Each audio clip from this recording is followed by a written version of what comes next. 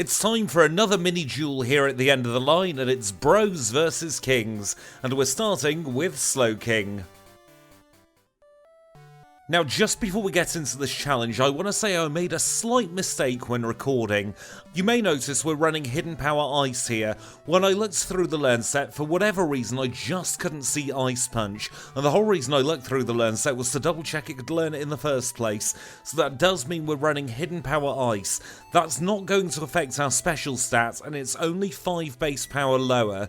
But there are a couple of times in this challenge where having that 5 base power would have guaranteed a one-shot. Overall, it only costs us about 25 seconds, and I hope it doesn't hinder your enjoyment of this challenge. But now let's get into looking at the stats of our Slowking, and we're level 5 with 26 HP. Holding a berry, and our 2 moves are Curse and Tackle. 14 in attack and defense, 16 in special attack, 17 in special defense, and 9 in speed. So we're very much a special attacking Pokemon, however we do have quite some way to go until we get our first special move. In fact, it's all the way at level 15, so we're going to be running Tackle for the first few battles, and it's looking like a 2-shot against this Sentret. And once we knock it out, we can move on to our first rival battle. Now, if you are watching with small children, cover your ears now, because this Slowking is going to swear. We're going to swear all over the place to make sure our attack gets as high as possible. We want to be able to knock this Chikorita out as fast as we possibly can. So we're going to curse quite a few times, and then we'll get to tackling. It's still going to be a 2-shot, but that's far quicker than it would have been. And we get through the rival in 3 minutes and 5 seconds, and we can start making our way towards Violet City.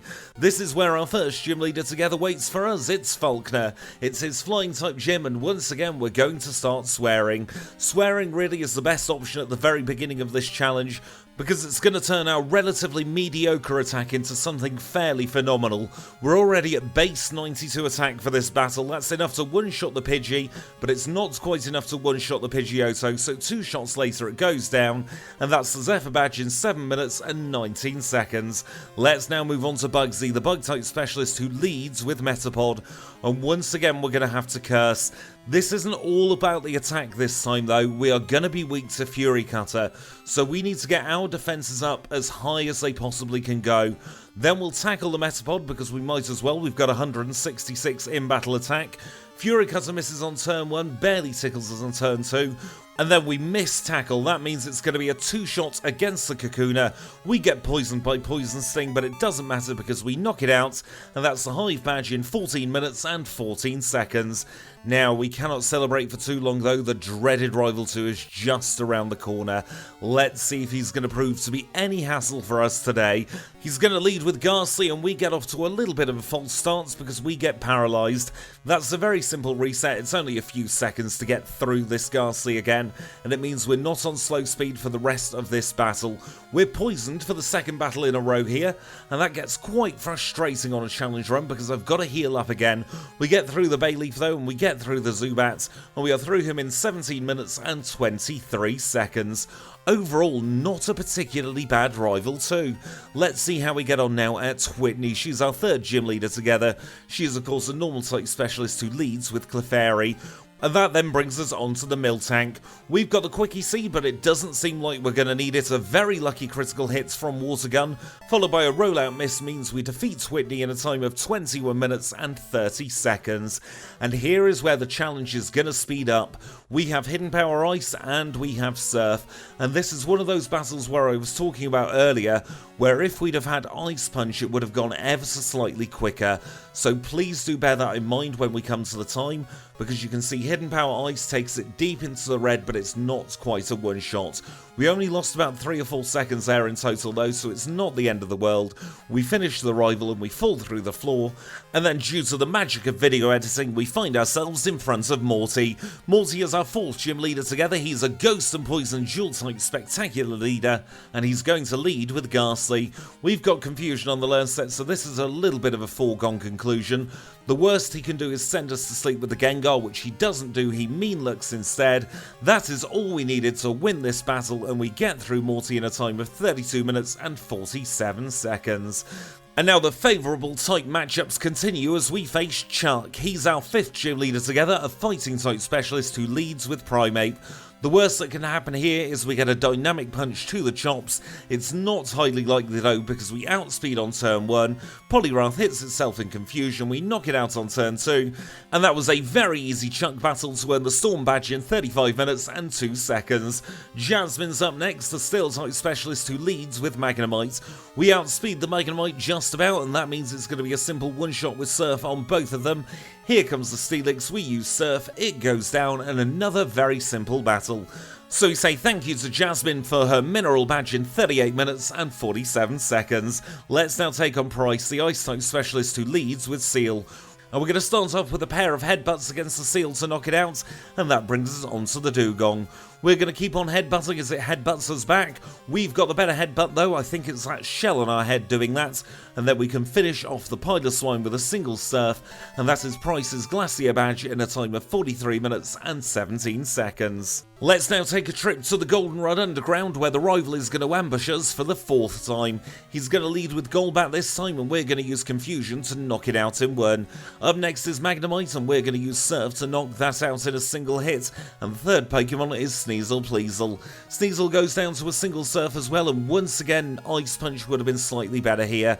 Just like last time though, we only lost around 3 or 4 seconds and we get the option to learn Swagger. We're going to decline Swagger because we've got that as a TM if we really want it later. We'll finish off the Haunter and that's the rival done in 49 minutes and 6 seconds. Let's now take on Clair. She's our final Jotonian gym leader, a Dragon-type specialist who leads with Dragonair. It's going to be a simple one-shot with Hidden Power Ice on all 3 of the Dragonair as we grow to level 48, and we learn Psychic. What an upgrade that is on Confusion. We'll continue the Hidden Power Ice though against the Dragonair, and here comes the Kingdra. We'll use Hidden Power Ice on the first turn, and then we'll finish it off with a single Psychic. That means we avoid the healing loop and we defeat Claire and obtain her badge, the Rising badge, in 55 minutes and 56 seconds. Let's now head towards the Pokemon League where we'll get ambushed by the rival for the 5th and final time. He's going to lead with Sneasel Pleasel and we're going to use Surf and knock it out in 1. Our defense has been harshly lower though, but that shouldn't really matter for the rest of this battle. We knock out the Magnemite and we're on to Meganium, and this time Hidden Power is actually a one-shot. Let's now take on the Golbats. We'll use Surf against the Golbat to skip the super effective text. We grow to level 52 and here comes Haunter. We'll Surf away the Haunter as well. In one shot, we'll finish off the Kadabra with another Surf as well, and we say goodbye to the rival for the last time in just over 1 hour. Considering we're a very slow Pokemon, that's an incredibly good time. Let's now heal up whether we need it or not, and we'll say thank you to the HM friends. So it's thank you to Kenya, to Abra, to Psyduck, and merci to Paris. You've all been a great help in the Johto region. Now get yourselves some well-deserved rest as Slowking prepares to take on the Pokemon League. And before we do that, let's take a look at our stats. We are level 52 with 192 HP. We're holding the Quick Claw, and our 4 moves are Psychic, Earthquake, Surf, and Hidden Power Ice. Now we've got 118 in attack, 119 in defense, 146 in special attack, 157 in special defense, but just 72 in speed.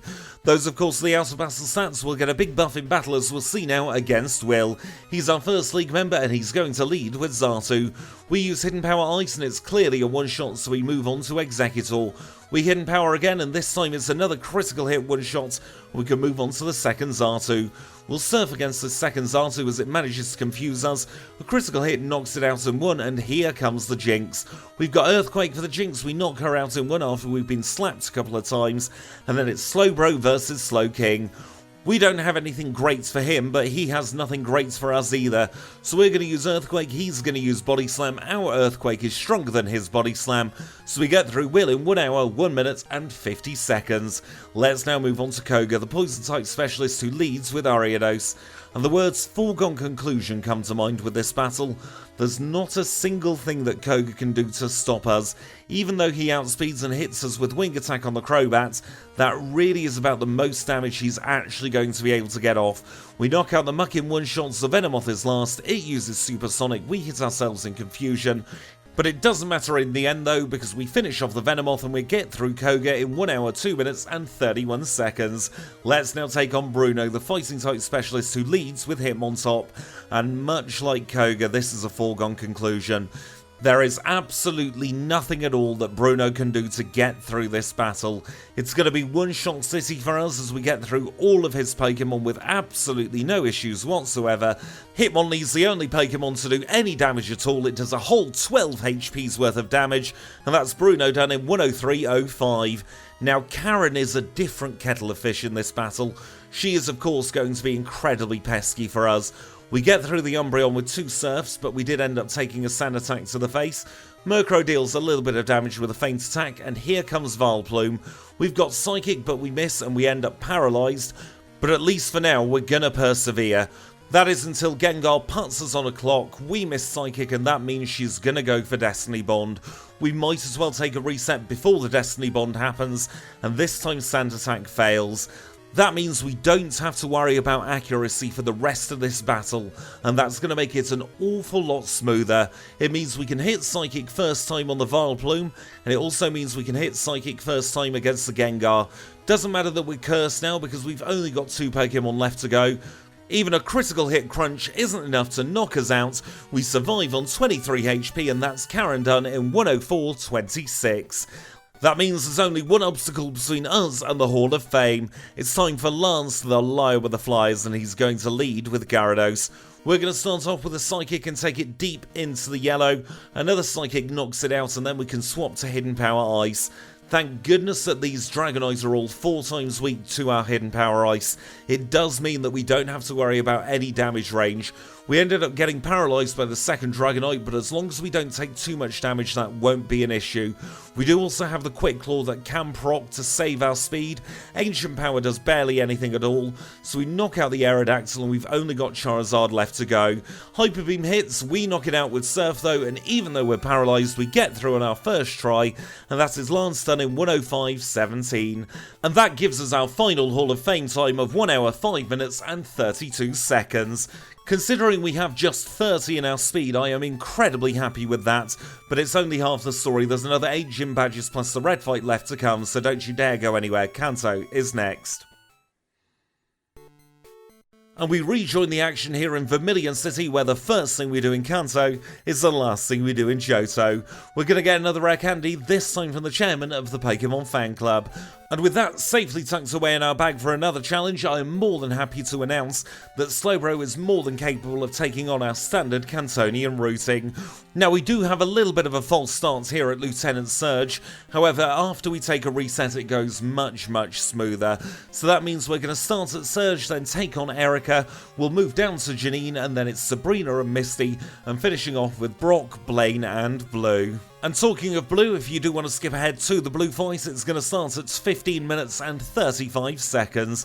For anyone else who's sticking around, let's now sit back, relax, and have our standard Cantonian chat. And in this one, I want to talk a little bit more about the routing and the optimizations we've been making. And we really are at a point now in Pokémon Crystal where we've pretty much optimized the entire challenge from start to finish. And any improvements we make to the routing now are likely to only shave a few seconds off at best. But there are a few things that have changed since we last spoke about the routing, and in case you aren't a viewer of the live streams, I do want to keep you all up to date with what has changed. The first thing is, now we are always teaching Rock Smash to Paris instead of Sweet Scent. That's going to be used in the Burnt Tower to get the HP up after we've defeated Rival 3, and it also gives us slightly quicker routes through the Ice Path. Talking of the Ice Path, we now fly to the Blackthorn Pokemon Center as soon as we leave. That's because we've then got enough steps left on our Super Repel to take the left path south of Blackthorn, and through the first patch of grass is a very easy elixir. That one is definitely an awful lot handier to pick up than the one at the Lake of Rage, especially if you're not getting Hidden Power. It can save around about 15 seconds worth of movement, and that extra elixir also means we don't have to heal before we take on Blackthorn Gym. We can use the elixir just after we've beaten the top of the radio tower, and 99 times out of 100 that means we've got more than enough PP to take on Clair's entire gym. And that saves us another few seconds because we then don't need to go into the Pokemon Center at all in Blackthorn. With some Pokemon, if they're capable of doing it, we will do Quick Ecruteak. That's where we entirely bypass Ecruteak City's Pokemon Center.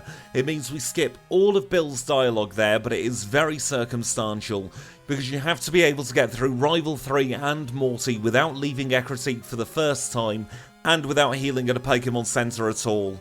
And the final big optimization we're doing at the moment is we're picking up the Tojo Falls rare candy at some point during the Johto section. That saves a little bit of movement because we then don't have to surf all the way back. We can just fly to wherever we need to go in Johto.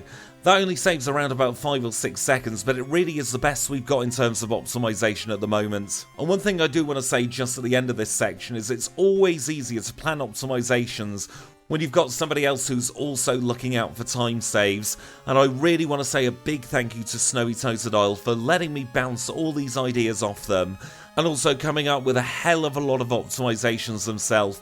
So if you aren't subscribed to Snowy, I really would recommend doing it. Snowy is an absolute genius, especially when it comes to Generation 2, and they have helped me an awful lot more than you could ever imagine, especially when I was just starting out in Pokémon Crystal.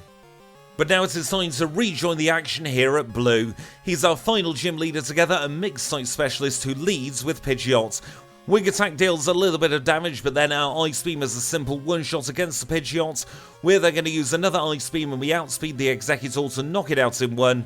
We grow to level 64 and out comes Alakazam. We're going to use Surf because it was inevitable he was going to use Reflect. We knock it out in one shot and the next Pokemon is Gyarados. We critical hit with Psychic on turn 1, he's locked himself into Hyper Beam. That means no healing loop for the Gyarados and we can move on to Rhydon. Rhydon's a nice and simple one shot with Surf because it's 4 times weak and the next Pokemon is Arcanine. It uses Extreme Speed but it's not enough to save the battle. We knock it out in 1 and we defeat Blue in a time of 1 hour, 20 minutes and 48 seconds. And now we are just shy of level 65, so that means we're going to go into the Viridian Trainer House and we're going to take on Cal. This is a really good trainer to take on if you're just waiting for a little bit more experience, and also it's 3 fully evolved Pokemon, so we're going to get some last minute stat experience as well. It's a very nice and simple battle, it's 3 one-shots to defeat all of Cal's Pokemon. We grow to level 65 and now we can make our way towards Red. Red is, of course, the final trainer of the challenge. He is going to lead with that incredibly pesky Pikachu, and I doubt we're going to outspeed any of Red's team here, so we're going to have to rely on our bulk. We get charmed, but we're going to mainly be focusing on our special attacks. We use Surf against the Pikachu, we knock it out in 1, and it's a 2-shot against the Espeon.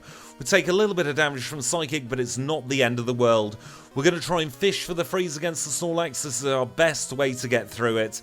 Of course, we are running the risk of getting paralysed by Body Slam, and that's exactly what happens. So let's use our first 3 rare candies. We're now up to level 68, let's see if we do any better this time. Charm fails, which is great for us because that means we can use our physical attacks if we absolutely have to. We take 2 turns of damage this time from Psychic, but that brings us very nicely back onto the Snorlax. We're going to use Ice Beam and Fish for the freeze again. We don't get it on turns 1 or 2 and we get paralysed by Body Slam yet again. Let's use another 3 rare candies and go up to level 71. We might as well keep using these rare candies if we're getting paralysed by the Snorlax. It's going to be the biggest obstacle of this challenge. We really just have to work our way through that Snorlax and hope for the best.